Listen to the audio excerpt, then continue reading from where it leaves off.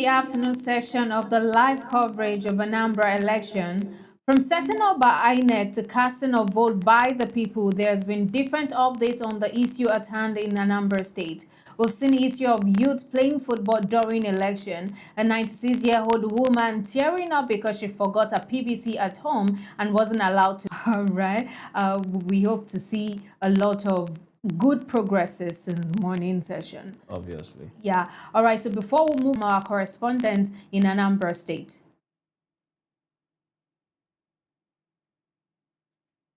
Yeah, so please, can you give us an assessment of the situation at the Aguata Isofia polling unit of the government? Essentially, I think the election so fantastically well in this whole election, and that's what fantastically well in this whole election, and that's what I think election should be all about: rancor-free and violence-free, and that's what I think. We tend to see the aged appearing more to cast their votes. Do we have any permutations in regards to this? Why do we have so much of the old people against? Is a way of exercising the franchise. But for the younger generation, I think present young generation of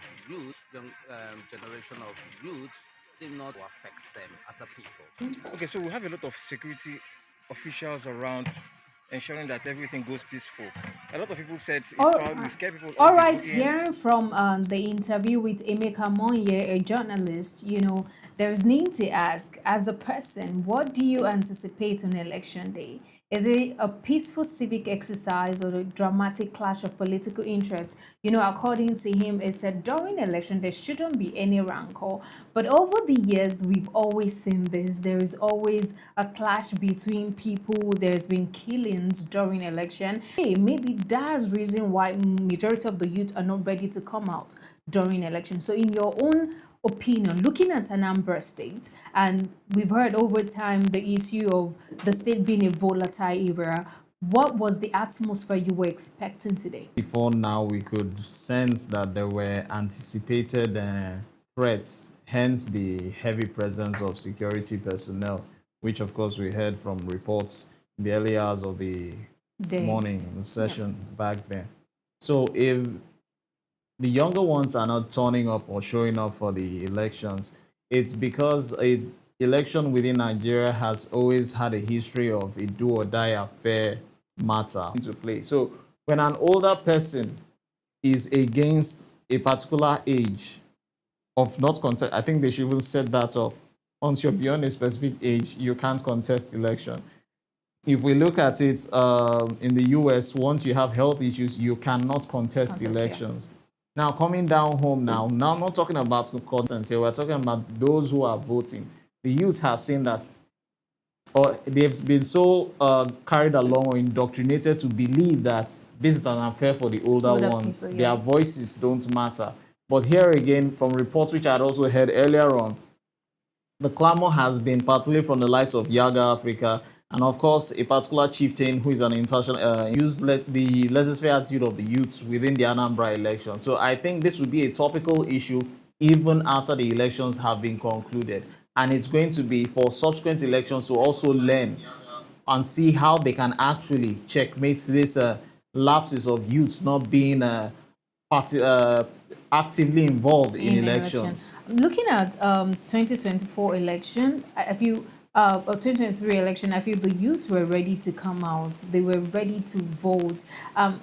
Majorly, we saw it online on Twitter, how they were like clamoring for Peter Obi.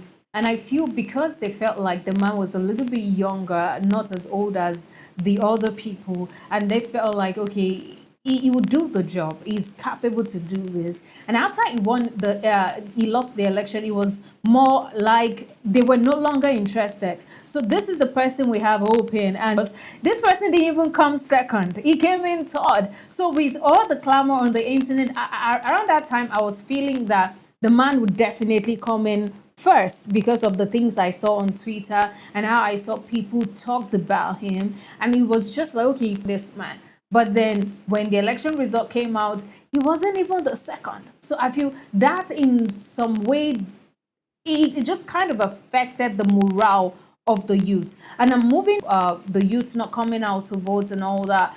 There was an interview with Peter Obi where he was talking about his expectation of the election going on right now. Look at it.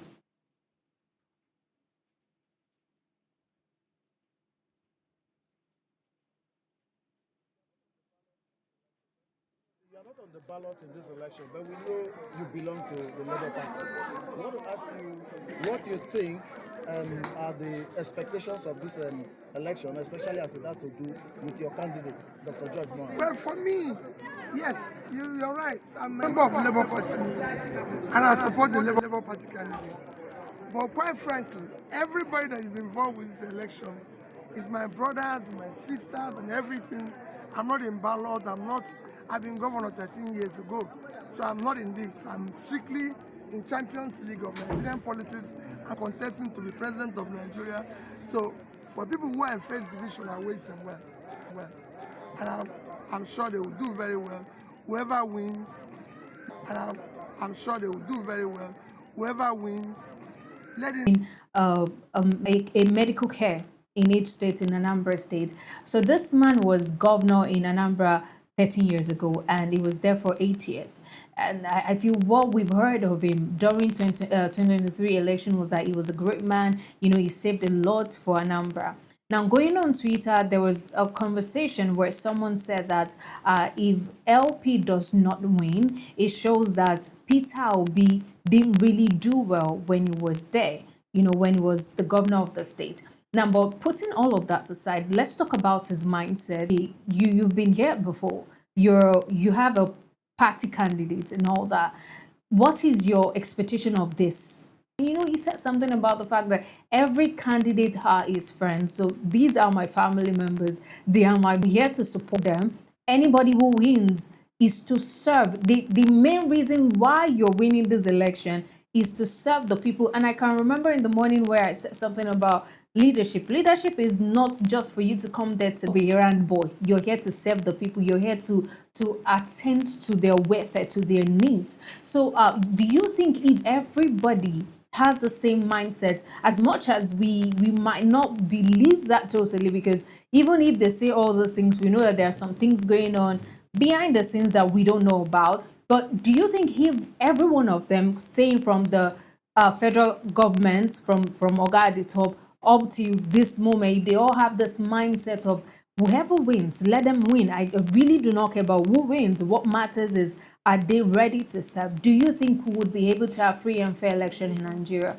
Well, if I should say free and fair election in Nigeria is a Yeah. far cry, it will look as if I'm being pessimistic and not being optimistic. Okay. But we'll begin by saying that free and fair election in Nigeria might be a distance cry. Now, I'll fall back on a statement where, from the video which we just watched now, the clip there where Peter Obi said he's now in the Champions League Yeah. politics. So whether you're in the Serie A or in the La Liga or Nigeria or Bundesliga or Nigerian Premier League of Nigerian politics, you actually can also see how they can incorporate online voting. So all this can amass. Don't come and lecture us on new stakes which you've already introduced about electoral voting patterns, whereby you have to contest with a fellow party member. If you're talking about serving, I think talking about online voting, I feel I'll be interested in that. If the government can actually invest in things like this where we can do online voting, and yet, it would not work regardless. So why should I stress? And now there's issue of vote buying in Anambra State. As much as you know, it all started peaceful, where we felt like everything is going as planned. There's been issue of vote buying in Anambra State. So let's see a short clip of how they were giving people mots and gala with first to buy their votes.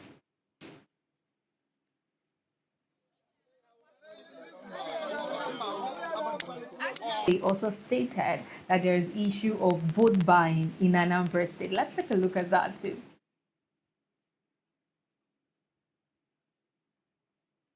Who is unemployed? Who is unemployed?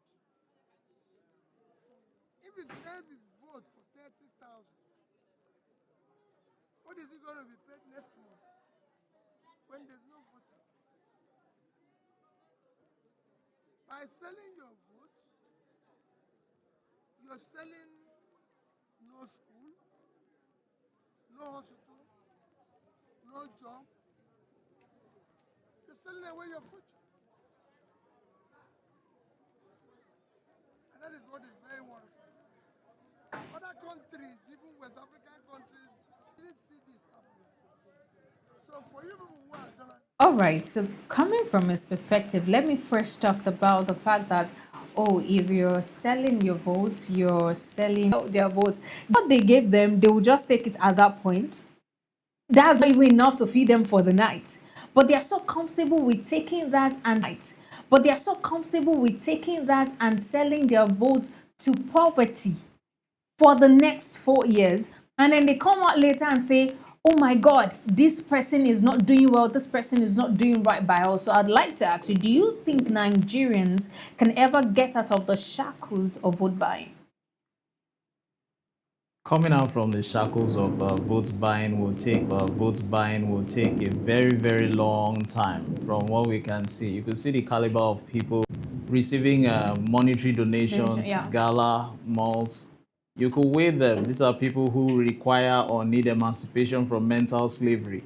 So before you can actually emancipate someone from mental slavery, your educational system needs to be functional. And within that educational system comes the sensitization on your rights, on how to vote, what to know, how to go about it, what to demand from your leaders.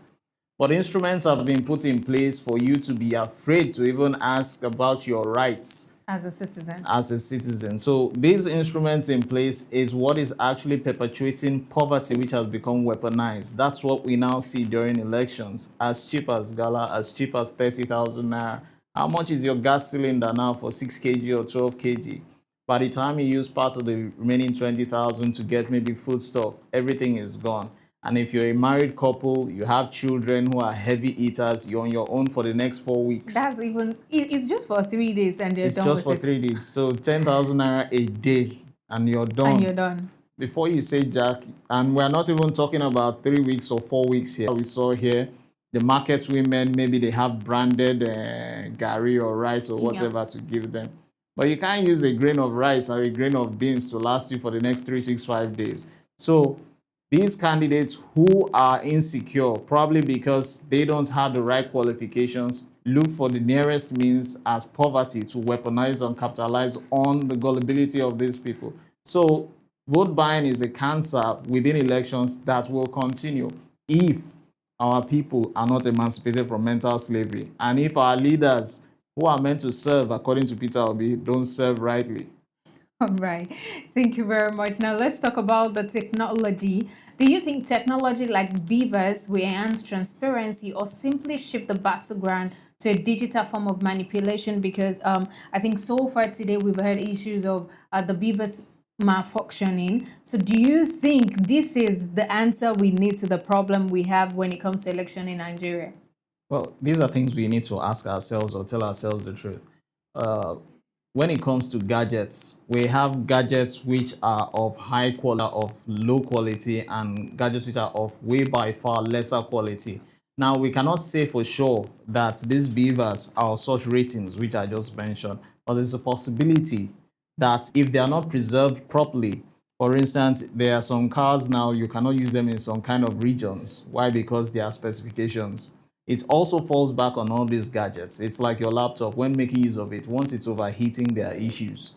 So if these beavers are not well preserved or taken care of, there's a tendency for it to malfunction. And when it, or there's a tendency or the sense that there's a malfunction, projected malfunctioning, it is probably given to areas where they know, yes, areas where they could have gotten more votes, but instead, if they can't get it, they undermine the opponent who stands at an advantage at that particular polling unit or that ward or local government. So these beavers, secondly, on another angle, these coming to the electorate, they are the ones who need to actually be sensitized. We heard of the journalist who was talking about being sensitized. Sensitization doesn't begin and end with the electorate alone. It also falls back on the candidates. They're really getting sensitive. They're really getting sensitized. Well, we've said things. Or need sensitization. Okay. Or even the electoral officials or the security, because he can't stick to his ideology. They say charity begins at That's home. yeah. If you can't commence your charity from your political party based on the interest of ideology, how well are you coming to serve the interests? Say, for instance, now or within a space of time, you have no right to contest. I feel 4 is too much. It's too much. You're being You nice shouldn't if even you say- cross carpet. You shouldn't I'm being even- civil, yes, right? So you shouldn't even cross carpet because Yeah. you've disrespected the ideology of the party. So these are things we need to look at. And also the signing of the ABGA. So I believe politics is a sport. ABGA. So I believe politics is a sport. She doesn't complete her constituency reign. It's a case of another set of by-elections for INEC. Resources from tax are being deducted to make sure that these things are well catered for. And the electorate on their own parts, they waste resources from tax. Sensitization ultimately begins with even the candidates. I think earlier when I was talking, I was actually referring to the candidate and not the electorate, because let's look at this part. Because of the people, I want to become the president of the country because of the people, would change president of the country because of the people, would change parties, big parties, because they didn't give you the opportunity to become the governor, or they didn't give you the chance that you needed at that point to become the governor. So you want to try LP, you want to try PDP. So it shows how much these people really do not care about the people. They care about themselves, what they can feed on. So now moving on from the political parties, because I feel when we want to talk about them, there's a lot to be done. That it means that you can't promise. The security agencies were, harassing the youth, and they were telling them that, didn't you tell them they shouldn't do a video and all that. And I feel if there's one right we have as citizens of a country, is that you have privacy. You have the right to your privacy and record whatever you want to record. The highest they can do is, oh no, don't record that and all that. But we saw these people eating them, beating them, which is really not necessary. Now, the same security agencies are the one they now deployed to this Gagging of the media or gagging the press. It's why that has always been a back and forth debate. To me, frankly speaking, shouldn't be something that should be a bone of contention. Why? Because when you hoard information, someone is dying somewhere. When you hoard intel, somebody is perpetrating crime somewhere. Something heinous was going on.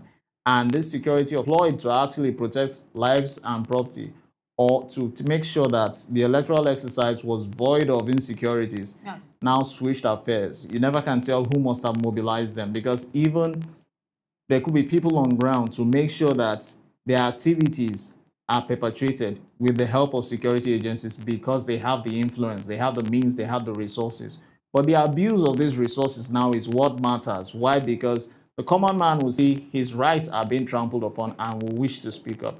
But secondly, again, it could be a case of someone, based on security reports, the security operatives on their own parts would not want to get it out there. Why? Because they don't want to escalate issues. So it's a two-way thing.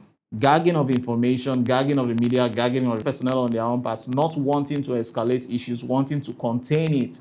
Why? Because something like that can spark off something on a larger scale. Remember in the first phase, we were talking about how NSAS escalated from a minor thing. Now, it could be a case of even when to roofing, plastering, and electrification stage. Now,